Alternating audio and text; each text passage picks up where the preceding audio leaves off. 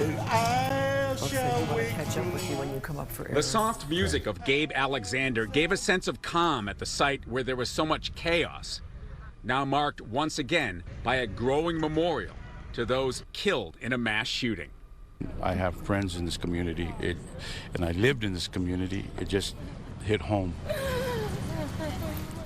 So many overcome with emotion, especially those who knew the victims and those who were inside Saturday night and dodged bullets and hid, like Shally, who was literally covered with her dance partner's blood. We hear like boom, boom, boom. I thought it's a Chinese firework, you understand? And after that, you hear it's not right. Like the shooting is so strong. That's why at that time I take him to go hiding. We go hiding now. And then he followed me, we hide under the table. Blocks away at City Hall, preparations underway for tonight's memorial to honor those killed, like Shally's dance partner, Yu Cao.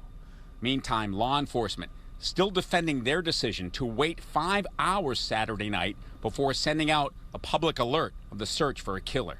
So was there not clarity that the suspect was on the loose? We knew the suspect was on the loose, but I don't think we had a very good description, enough to give out to the public. If I put out a description of a male Asian that's 50 years old, that's 70% of my city.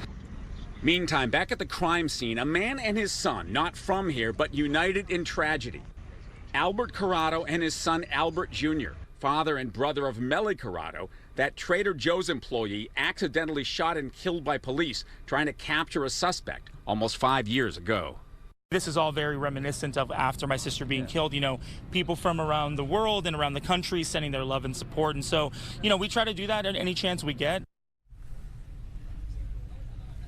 Back live, look at this, the message wall, they're calling it. People able to write a message, thinking of all of the victims. You all should still be dancing. Rest in peace. Again, this memorial tonight organized by the city of Monterey Park to help people recover, help people grieve. The aid center at the senior center still very much in operation. And I'm again, Alex and Christina, my conversation with the police chief today, still that big unanswered question, the question of why, what set off that killer. Reporting live in Monterey Park, I'm Phil Schuman, Fox 11 News. So terribly sad. Phil, thank you for the update there. Families and friends and communities throughout Southern California are grieving tonight. At a loss for words over the 11 lives cut short, the 11 victims ranging in age from their 50s to their 70s. 5 were men, 6 were women. It's hard to imagine what those who lost a loved one or friend in this heinous attack are going through tonight. What we can do is honor their memory and share their names. We are learning more about the victims tonight. Fox 11's Christina Gonzalez is live at the scene where it all happened. Christina.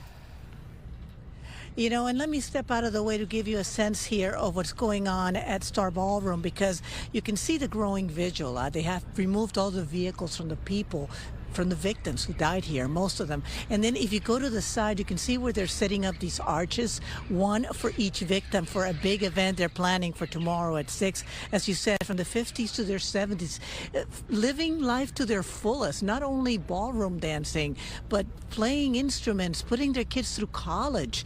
And the people who knew them are still in shock. Listen.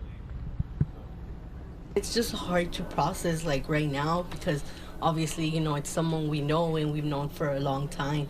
She's talking about the man who lives in this El Monte apartment, Yu Cao, or Andy, as neighbors called him. Friends showing up here as they found out about his death from reports on Taiwanese papers talking about the Star Ballroom Dance Studio massacre. So hard, very sad. Yeah, it's very good, the man, yeah. A good man? Yeah, very good, very good. As the names of the victims are released, friends and family are trying to make sense of the unthinkable and sharing what they can. Andy, for example, used to sit on his porch playing the saxophone and tending to his plants. Very friendly, you know, always taking care of his plants. Sorry, I'm like, we're still kind of in shock. We didn't know. There's 68-year-old Alvaro Valentino, a devout Catholic who loved helping others and ballroom dancing. 57-year-old Jijuan Yu, mother of 3 college students.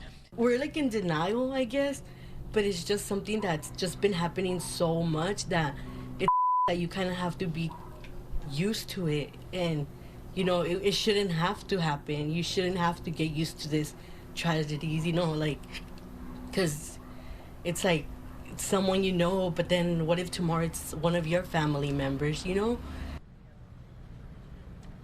And she was telling me that she can't go to a movie theater anymore and just sit there. And if she sees somebody, a lone person, come in to watch a movie, she gets scared. So the echoes of how this is going to affect people just will keep on getting bigger and bigger. You talked, Alex, about honoring the victims. We have all of their names, their stories, GoFundMe's on our website at foxla.com. They're planning a big event here tomorrow at 6 o'clock. I'm Christina Gonzalez. Back to you guys in the studio. All right, Christina, thank you so much. You can find continuing coverage online. There you can read more about the victims. You can hear from the hero who disarmed the gunman. It's all at foxla.com.